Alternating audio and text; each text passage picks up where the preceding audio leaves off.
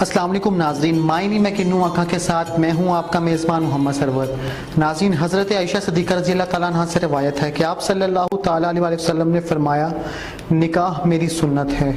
और एक मुकाम पर मेरे मालिक ने इरशाद फरमाया कि अगर तुम्हारे पास औरतों को इज्जत देने की कोई वजह ना हो और तुम्हारी तमाम तर दलीलें मान पड़ जाएं तो अल्लाह ताला की इस आयत को याद रखो जिसका मफ़हूम है और औरतों के साथ अच्छा बर्ताव करो।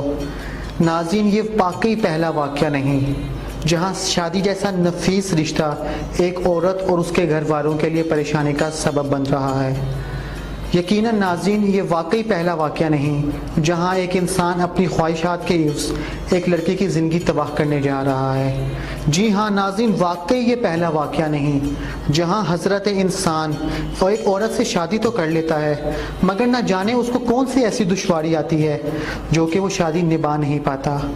आज के प्रोग्राम में हम आपके साथ लाहौर की एक ऐसी दिल दहला देने वाली शादी के बारे में बात करेंगे जिसमें खातून को ये ही नहीं पता कि उसके शोहर ने उसको छोड़ा क्यों है, कौन सी ऐसी वजूहात हैं जिसकी बिना पर उसके शोहर ने उसको छोड़ दिया। और साथ ही साथ हम दूसरे फ़रीक़ैन से भी बात करने की कोशिश करेंगे कि वो इस तमाम तर मामलात के ऊपर अपनी क्या राय रखते हैं। आज हमारे साथ स्टूडियो में मौजूद हैं महविश, जिनका ये कहना है कि जाहिद हुसैन नामी शख्स जो कि उनका साबका शोहर था, उसने उनको फ्रॉड करके जो था धोखा दिया और वो पैसे खा जाते हैं और उसने एक नहीं दीगर और लड़कियों की भी ज़िंदगी तबाह कर रखी है। महविश ही से जानते हैं कि आखिर असल वाक़या क्या है, असल मामला क्या है। जी महविश, आप बताइएगा कि असल वाक़या है क्या। मेरा नाम महविश है। मेरी 2.5 साल पहले शादी हुई थी और जिसके साथ शादी हुई थी उसका नाम जाहिद हुसैन था। वो फैसल बैंक में काम करता था। जब मेरी शादी हुई थी तब वो अलाइड बैंक में काम करता था और साल पहले मेरी उससे सेपरेशन हो गई है। उसने मुझे फ्रॉड करके छोड़ा और छोड़ दिया। मेरे से पहले भी उसकी एक शादी रह चुकी है और मुझे इस चीज़ का इल्म नहीं था, ना मुझे इस चीज़ का इल्म था और ना मेरे घर वालों को इस चीज़ का इल्म था। वो साल शादी रखता है, 1.5 साल शादी रखता है और छोड़ देता है और फिर उसके बाद वो एरिया भी छोड़ देता है। महविश, आपका यहाँ पर कहना है कि आपके साथ फ्रॉड किया गया, ये बात आप कैसे कह सकती हैं कि आपके साथ फ्रॉड किया गया? किस बिना पर आप ये बात कह रही हैं? वो लाहौर का रिहायशी नहीं है, वो मुरीद के में रहता था और अब तो 12 साल हो गए हैं, 12 साल हो गए मुरीद के से निकल गया हुआ है। 10 साल वो लाहौर रहा है, शादी करता है, रिश्ते करता है, वो और उसकी फैमिली ही रिश्ते करवाती है। मेरी फैमिली, जो मेरा रिश्ता था उसकी छोटी बहन ने करवाया था और मेरे से पहले जो रिश्ता कर हुआ था वो मुझे जाहिद हुसैन ने ही बताया था, वो उसकी बड़ी बहन ने करवाया था।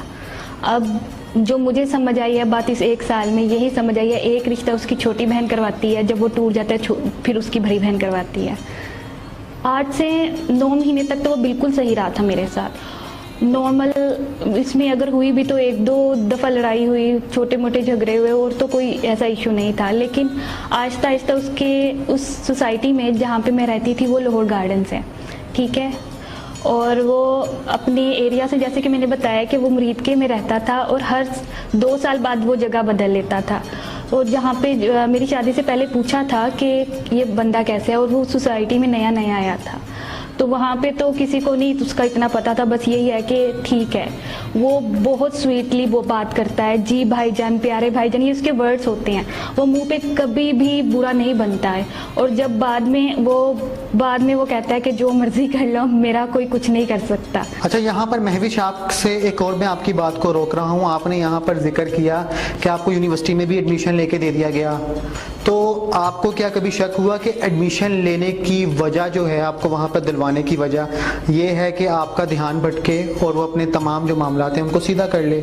ई रोज़गार का एक प्रोग्राम था लाहौर कॉलेज का, उसने मुझे उधर एडमिशन लेके दिया, पूरी प्लानिंग के साथ उसने ये सारे काम किए हैं, एडमिशन लेके दिया। 25 दिन मैं गई हूँ और 25 डेज़ के बाद उसने एक दिन कॉल की, मैं उसी तरह रेगुलर रूटीन के साथ जा रही हूँ। वो मुझे उसने जाती मैं प्राइवेटली थी, उसने कहा था 2.5 जाने में लगता था, लाहौर गार्डन्स दूर है इस वजह से 2.5 आने में लगता था, तो उसने कहा आप चले जाओ। मैं चली गई और उससे पहले 8 से 9 महीने तक बिल्कुल ठीक था। 1 साल जब आहिस्ता आहिस्ता उसका बिहेवियर चेंज होना शुरू हुआ, उसके लाहौर गार्डन्स में दोस्त बने थे, डीलर दोस्त थे, ठीक है, उसकी वजह से थोड़ा बहुत चेंज भी आना शुरू हुआ और घर आता, पहले तो जल्दी घर आ जाता था। न्यू बैंक की उसकी थी, ब्रांच थी फैसल बैंक की, शरकपुर में वो जॉब करता था, ऑपरेशनल मैनेजर था। तो पहले तो जल्दी आ जाता था, उसके बाद जल्दी आता तो उसके दोस्त, वकास नाम है उसका, डीलर था अब लाहौर गार्डन्स में, अब है या नहीं है मैं नहीं जानती। तो वो उसे लेने आ जाता या फ़ोन कर देता या फिर जो भी है, मुझे यही कहता था कि वो उसका फ़ोन आ गया मैं जा रहा हूँ, अगर जल्दी भी आ जाता। आहिस्ता आहिस्ता लेट आने शुरू हो गए थे घर पे, ये चीज़ हुई थी। और इससे पहले मुझे जब उसने निकालना है घर से निकालने से पहले मेरे 2 महीने से सर भारी रहना शुरू हो गया था। मुझे नहीं समझ आती थी क्या हो रहा है मेरे साथ। ऊपर से उसने एडमिशन ले दिया मुझे और मुझे नहीं समझ आया मैं क्या करूँ। मैंने कहा ओके जो आप कहते हैं कर लेती हूँ, क्योंकि वो बजिद थे कि तुम जॉब करो। मैंने कहा मैं जॉब कर लेती हूँ, लेकिन मैं ऐसी वैसी फील्ड में नहीं जाऊंगी कि कहीं पे जाके जॉब कर लूँ, क्योंकि जो इसका दोस्त डीलर था एक दफ़ा उसने मुझे कहा था कि आप लाहौर गार्डन्स के ऑफिस जाके बैठ जाओ डीलर के। महविश, वाकई आपके शोहर जाहिद हुसैन ने आपको ये कहा कि आप वहाँ प्रॉपर्टी डीलर के पास जाकर बैठ जाया करो? इस बात में कितनी सदाकत है? ये ऑकवर्ड सी बात है, बट उसने मुझे बोला था कि ऐसा होता है कि लड़कियों को देख के ना ज़्यादा कस्टमर्स आते हैं। ये मुझे जाहिद ने खुद कही थी कि एक और ऑफिस है लाहौर गार्डन में, वहाँ पे लड़कियाँ बैठती हैं, तो वहाँ पे रात 10-10 बजे तक गाड़ियाँ खड़ी रहती हैं, तो आप भी उधर जाके ऑफिस बैठ जाया करना, पास ही तो ऑफिस है। तो मैंने उनसे कहा था कि मैं ये जॉब नहीं कर सकती, मैं अकेले कैसे करूं। उसने कहा था मैं भी आ जाया करूंगा। मैंने कहा आप तो बैंक जाते हो, कहते हैं बैंक से वापस इसी वे में बैठ जाया करूंगा 1-2 घंटा। मैंने कहा मैंने कभी ऐसा माहौल नहीं देखा, ना मैं कर सकती हूँ। यहाँ पर एक बहुत दिलचस्प सूरत हाल पैदा हो रही है। आपने जिक्र किया कि आपको यूनिवर्सिटी में जब एडमिशन लेके दिया तो आपका सर भी भारी रहने लग गया। क्या कभी आपको कोई ऐसा शक हुआ हो कि आपको कोई मेडिसिन दी हो उसने, या कोई ऐसा मामला जिसकी वजह से आपका सर भारी रहने लग गया हो? मैं यूनिवर्सिटी से यहाँ पे मैं आपको बताऊंगी, जब कॉन्टीन्यूसली उसने 3 महीने मुझे लस्सी पिलाई है और मेरा सर भारी रहने शुरू हो गया। 1-2 दफ़ा मैं दर्जन के घर भी गई हूँ, मैं अपने सर को बाकायदा इस तरह करके पंचिंग करती थी कि ये इधर से सुन हो रहा है। मुझे क्लासेस में समझ नहीं आती थी कि हो क्या रहा है, कि टीचर करवा क्या रही है, लेकिन मैं चली गई। फिर 25 डेज बाद एक दिन उसने आराम से इसी तरह मुझे उठाया, कहते आप चले जाओ घर आराम से। मैंने कहा नहीं, मैं वापस इधर ही आऊँगी, मैंने अभी अपने मैके नहीं जाना। कहते हैं चले ठीक है, मुझे भेजा आराम से। फिर 3 घंटे बाद यूनिवर्सिटी में ही कॉल करके कहते वापस घर मत आना। हमारी कोई लड़ाई नहीं हुई। ऐसा हो ना कि कभी लड़ाई हुई हो या फिर इस तरह की चीज़ हो कि आप तंग हो, एक दूसरे से लड़ाई है तो इस तरह, कहते वापस घर नहीं आना। मैंने कहा हुआ क्या? कहते मैं आपके काबिल नहीं हूँ, आप बहुत अच्छी हो, मैं आपको डिज़र्व नहीं करता। मैंने कहा मेरी बात छोड़ो, अपनी बताओ। कहते बस अब घर मत आना। वहाँ पे मुझे समझ नहीं है क्या हुआ मेरे साथ। मैं फिर पापा को कॉल की, पापा वहाँ से मुझे लेने आए, तो उसके बाद से स्ट्रगल स्टार्ट हो गई। पता ही नहीं चला कि क्या हुआ है क्या नहीं। उसे फ़ोन कर रहे हैं, क्यों किया तुमने ऐसा एकदम से, और वो घर पे ताला लगा के भाग गया। उसे फ़ोन करते थे, जी मेरे घर वाले आएंगे, आपसे बात करेंगे और कहेंगे कि सामान ले जाओ तो ले जाना। पूछे वजह क्या है? कहते वजह कोई भी नहीं है, बस मैं नहीं इसके साथ रहना चाहता। उससे ट्रेस किया कि कहीं वो घर पे मिल जाए, उसके माँ बाप से बात हो जाए। मुरीद के में मेरे पापा ने किसी को कहा कि इसके घर वालों से बात करनी है, कोई शाह साहब थे, तो उधर पता चला कि उसने उधर कह दिया हुआ है कि मैंने तो इसे डाइवोर्स दे के छोड़ दिया हुआ है। तब तक हमारी डाइवोर्स नहीं हुई थी और ये शॉकिंग था मेरे लिए कि ये ऐसे कैसे हो गया, अभी हुई भी नहीं है तो ये ऐसे कह रहा है। आफ्टर 7 डेज बाद उसने एक नोटिस भेज दिया, फिर दूसरा भेज दिया, और इसी में दौरान हमारे घर वाले उसे ढूंढ रहे थे कि कहीं से मिल जाए, हम पैचअप करवा दें, लेकिन नहीं। फिर यहाँ से हाँ, उसने जब मुझे निकाला था ना, तो उसे पता था कि ये होना है। मुझे कुछ याद नहीं था, दिमाग सुन था, ऊपर से एकदम उसने मुझे घर से निकाल दिया। मेरे अकाउंट था फैसल बैंक में जहाँ पे ये जॉब करता था। उतनी देर में 1.5 महीने में अगस्त तक इसने मेरे चेक्स पे नकली सिग्नेचर किए और नकली सिग्नेचर करके मेरे सारे पैसे निकलवा लिए। 4,23,000 थे। महविश, यहाँ पर ऐसा भी तो हो सकता है कि आपने कहा कि आप अक्सर औकात बेहोशी की हालत में रहने लग गई थी, आपका सर दर्द होता रहता था, तो कभी ऐसा हुआ हो कि आपको याद पड़ता हो कि बेहोशी की हालत में आपसे दस्तखत करवा लिए गए हों, ऐसा भी तो मुमकिन है। सीसीटीवी फुटेज में लिखा हुआ है CIP, इसका मतलब होता है क्लाइंट इन प्रेजेंस। 6 टाइम्स लिखा हुआ है कि मेरी मौजूदगी में क्लाइंट इन प्रेजेंस में मैंने पैसे निकलवाए हैं। ठीक है, अगस्त में ये चीज़ हुई है, ये मेरे स्टेटमेंट में है। और मैंने सितंबर में 16 सितंबर को कंप्लेन की है बैंक में ही कि मैं नहीं गई, आप इसकी इन्वेस्टिगेशन करें। रिसीविंग भी बैंक से लेके आई हूँ, लेकिन बैंक ने अपने क्लाइंट का ही, अपने बंदे का ही साथ दिया। वहाँ से मेरी स्ट्रगल स्टार्ट हुई, कंप्लेन की, पुलिस में कंप्लेन की कि ये फ्रॉड कर रहा है। FIA में फिर मैं गई कि ये फ्रॉड कर रहा है, लेकिन कहीं भी मेरी नहीं सुनी गई। FIA वालों से मैंने बात की तो उन्होंने कहा हमने वापस बैंक में भेज दिया। और यहाँ तक के बैंक वालों ने मेरे फेक सिग्नेचर, जो उसने एक चेक पे उसने साइन किए हैं, वो फेक सिग्नेचर मैच करवा के रिपोर्ट भेज दी कि ये इसके हैं। मैंने कहा कि CCTV फुटेज निकलवा दे, मैं पक्का सबूत है, मैं कभी भी नहीं गई हूँ, ये कैसे हो सकता है? साइन बिल्कुल मैच नहीं हो रहे हैं। आप देख सकते हैं, कोई आम सा बंदा देख सकता है कि नॉर्मल बंदा देख सकता है कि साइन मैच नहीं हो रहे हैं, तो इन्होंने कैसे मैच करती है? मैंने जो बैंक ओपनिंग पे किए थे वो मेरे अपने साइन थे, चेक्स पे मैंने कभी किसी सूरत साइन नहीं किए, क्योंकि अकाउंट खुलने के थोड़ी देर बाद ही उसने मुझे घर से निकाल दिया था। और अब बैंक वाले ये सारी चीज़ें सबूत हाइड कर रहे हैं। उसके बाद यूनियन काउंसिल में हम गए, यूनियन काउंसिल में कहा कि सर्टिफिकेट, डाइवोर्स सर्टिफिकेट ये मांगता था, तो यूनियन काउंसिल वालों से हमने रब्ता किया कि इसने ऐसे ऐसे किया। तो यूनियन काउंसिल वालों के पास आया, उस दिन वो फर्स्ट टाइम था कि माना था कि हाँ मेरे पास सामान है। और यूनियन काउंसिल वालों से हमने इस चीज़ की रिसीविंग भी ले ली। मेरे पास थोड़ी सी वीडियो ऑडियो बनी हुई है इसकी, मैंने उस वक्त ऑन कर लिया था कैमरा, या ऑडियो ऑन हो गई थी मेरे से, कि इसने माना कि मेरे पास सामान है, मैं दे दूंगा। तो कहते हैं मैं अगले हफ्ते दे दूंगा, तो आप मुझे सर्टिफिकेट दे दो। तो यूनियन काउंसिल वालों ने कहा कि पहले आप सामान दो, उसी टाइम आपको सर्टिफिकेट दे देंगे। सामान क्या क्या है आपका? मेरा सारा जहेज, मेरा जेवर, सब कुछ, एक कपड़ा तक इसने वापस नहीं किया। मेरे पहनने वाले कपड़े, जिस कपड़ों में उसने जूती और कपड़ों में निकाला था, वही मेरे पास कपड़े थे, एक जोड़ा भी वापस नहीं किया। यहाँ तक कि कुछ एक तिनका वापस नहीं किया। इससे वापस तो तब करते ना जब ये मिलता है। इसके घर वालों को बुलाया, नहीं, घर वालों ने 1-2 दफा फोन करके ना ये फैला दिया हुआ है कि तुम लोगों, तुम्हारी बेटी तो पागल थी, तो इस वजह से उसने छोड़ दिया। मुरीद के में जब हमने पता करवाया तो वो उससे वजह पूछी कि क्यों छोड़ा है, कहते वो खुद ही छोड़ के चली गई है, उसको मैं डॉक्टर से चेकअप करवाता था और मैंने सुना है, मुझे नहीं मालूम, उधर मुरीद के वालों ने ही बताया है कि यहाँ इसने कोई रिपोर्ट शायद बनवाई है मेरे दिमागी, कि मेरा दिमाग सही नहीं था, किसी डॉक्टर से चेकअप करवा रहा था, लेकिन वो रिपोर्ट किसी को वो देता नहीं है, जस्ट दिखा देता है। अच्छा, मुझे एक बात बताएं, आप यहाँ पर बार बार जिक्र कर रही हैं मुरीद के वालों का, पहले तो मुझे ये बताएं कि मुरीद के वाले हैं कौन लोग? मुरीद के में इसके सारे रिश्तेदार रहते हैं, इसके माँ बाप, इसके भाई, इसकी बहनें वहाँ पे ही रहती हैं। ठीक है, और ये खुद मुरीद के छोड़ के 12 साल हो गए हैं लाहौर आया हुआ है, कभी किसी एरिया में जाता है, कभी किसी एरिया में जाता है। और इसने मुझे बताया था इसके 6 रिश्ते हो गए चुके हैं मेरे से पहले, और हर साल इसे पता चलता था लड़की या लड़की के घर वाले खराब है तो ये उसे मजबूरन छोड़ना पड़ता था। और मुझे शादी से पहले नहीं पता था कि इसकी शादी हो चुकी है। इसने वहाँ पे जब मुझे मुरीद के लेके गया फर्स्ट टाइम, उससे पहले मुझे बताया कि मेरी शादी हो चुकी है, ताकि कहीं से मुझे वहाँ से ना पता चल जाए। और फिर जब मैंने वजह पूछी, कहता है कि मैंने बहुत उसके तरले किए, हाथ जोड़े, उसको मुझे छोड़ो नहीं, मुझसे तलाक ना लो, लेकिन उसने ले ली।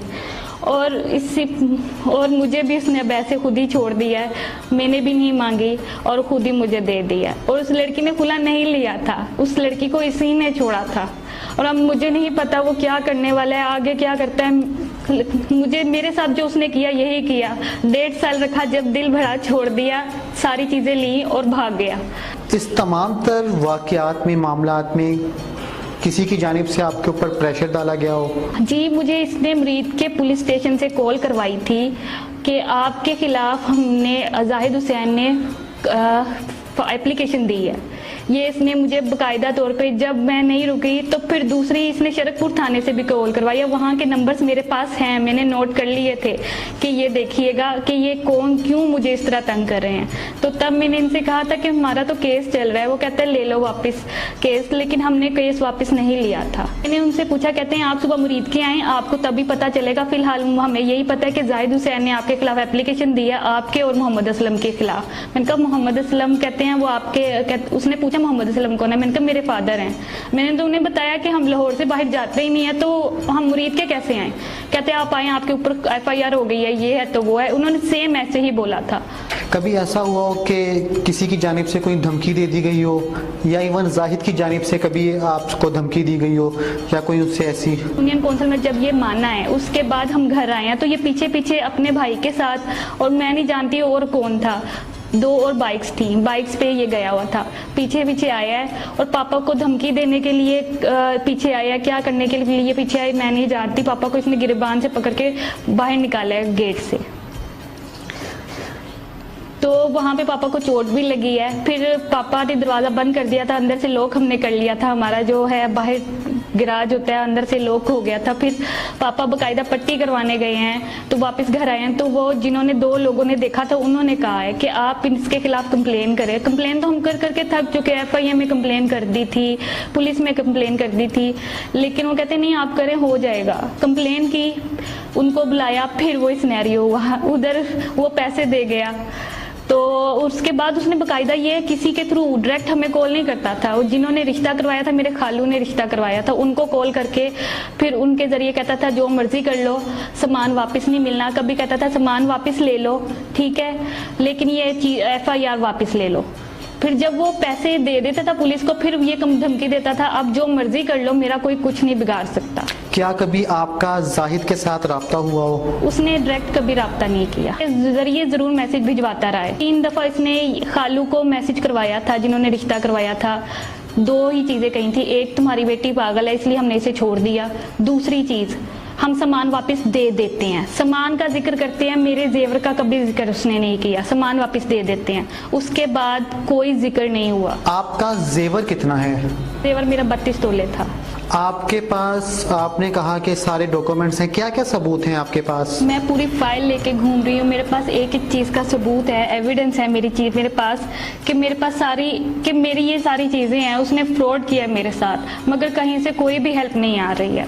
अच्छा, अब ये भी जरा बताते हैं कि अब आप चाहती क्या हैं? वो चाहती हूँ कि प्लीज आगे से कभी किसी लड़की के साथ, जो मेरे साथ हो चुका है, पहली के साथ इसने क्या किया मैं नहीं जानती, लेकिन मेरे साथ इसने बहुत बुरा किया और बहुत बुरा कर चुका है, आगे किसी के साथ बुरा ना हो, ठीक है। इसको, इसके घर वालों को जो रिश्ते करवाते हैं दिखाया जाए, इस जालिम शख्स से बचा जाए। दूसरी चीज मैं ये चाहती हूँ कि जो जो इसने मेरे साथ गलत किया है उसकी इसको सजा मिले। 2 चीजें हैं, और कोई भी मेरी बात सुनने को तैयार नहीं है। जहां भी जाते हैं, मैं जाती हूँ, पापा जाते हैं, पापा मेरे थोड़े से ओल्ड हैं, तो कोई सुनता भी नहीं है।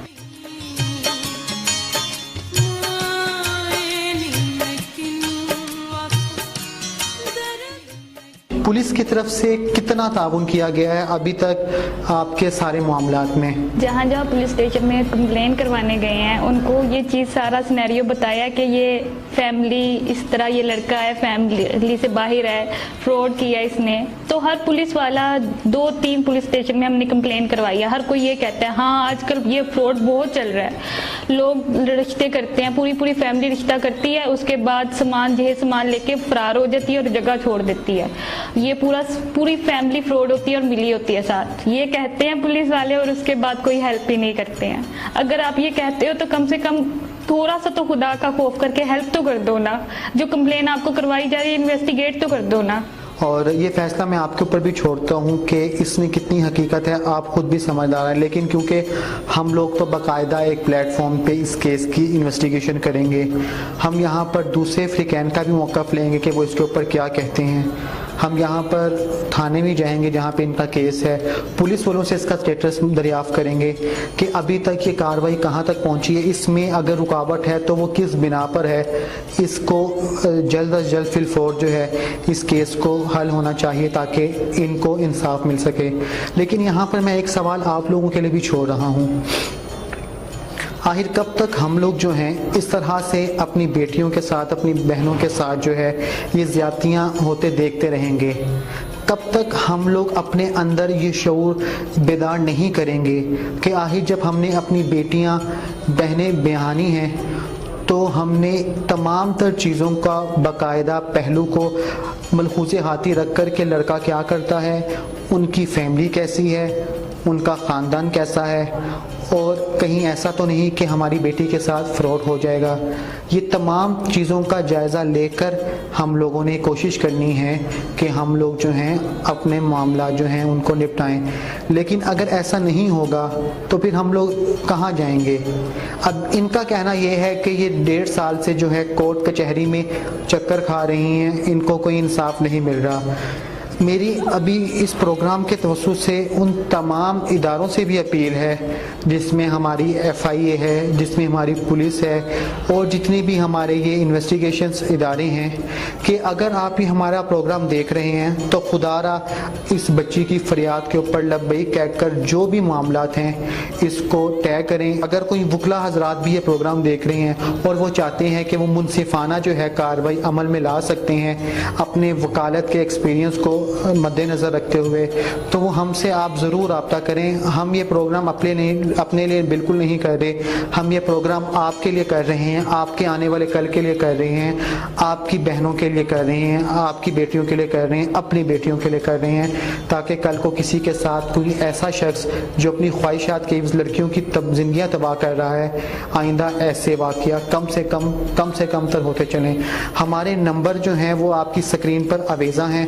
अगर आप लोगों में से कोई किसी तरह भी हमारे साथ ताउन करना चाहता है इन्वेस्टिगेशन के मराहिल में, तो आप हमारी टीम के साथ रब्ता कर लें। हमारी टीम आपको फिल फोर जो है रिस्पॉन्स देगी और इंशाअल्लाह हम आपके शाना बशाना खड़े होंगे। प्रोग्राम मायनी में किन्नू आखा के साथ अपने मेज़बान मोहम्मद सरवत को दीजिए इजाज़त। अल्लाह हाफिज़।